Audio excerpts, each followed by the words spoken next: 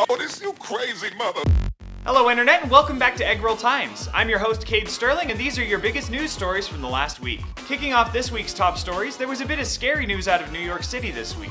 On Friday, the New York Times Metro desk tweeted that a construction crane had collapsed in Lower Manhattan, killing at least one person. Justin Abraham, a meteorologist and producer for the Weather Channel, tweeted out this video of the collapse.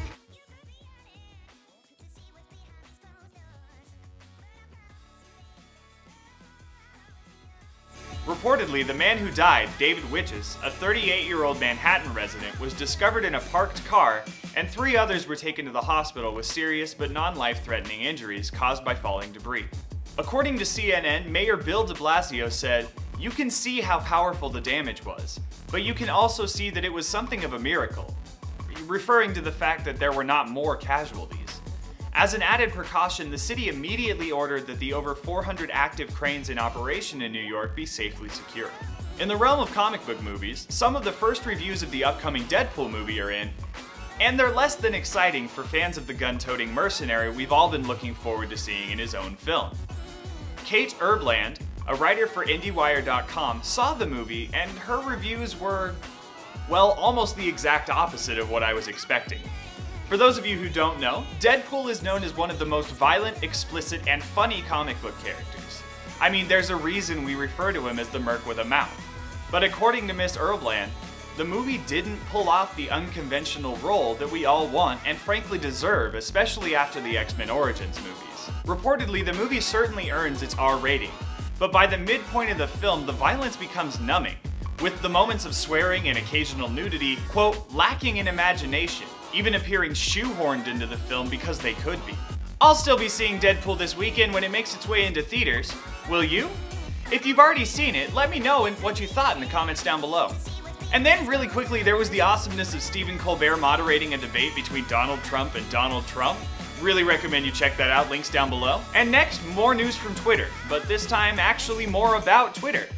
This week, Twitter announced a huge change in how the social media network functions. Up until recently, Twitter's timeline simply consisted of what was tweeted by who you follow in chronological order, with the exception of the while you were away feature, as well as the fairly recent integration of trends and moments. But now, the tweets that show up in your timeline will be based on an algorithm, much the same way that Facebook handles their newsfeed.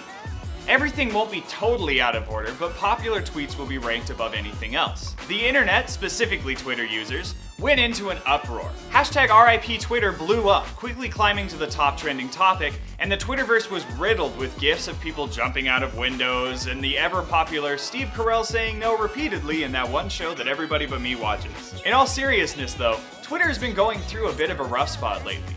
According to Bloomberg Business, Twitter's shares have actually fallen by more than half in the last year alone, and has reported that they are experiencing slower user growth since they went public in November of 2013. The network has been making changes that people don't like, and they act like it's not hurting them, but it obviously is. In fact, I'm almost interested to see what their yearly earnings will be this year, which coincidentally are set to be released in just a few days. And next, I just want to take a quick second to talk about the Super Bowl. Good job Broncos, even though nobody's really surprised. The commercials, meh. Am I right? I mean, nothing really stood out. There was, what, the X-Men trailer? Everything else I'd already seen as a pre-roll ad or I'd just checked out by myself before the game. But how about that halftime show? I think Coldplay did great, even though they could have picked some better songs to play.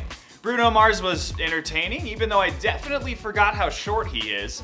And then Beyonce, well, she's Jay-Z's wife. God, her career's gone downhill recently, hasn't it?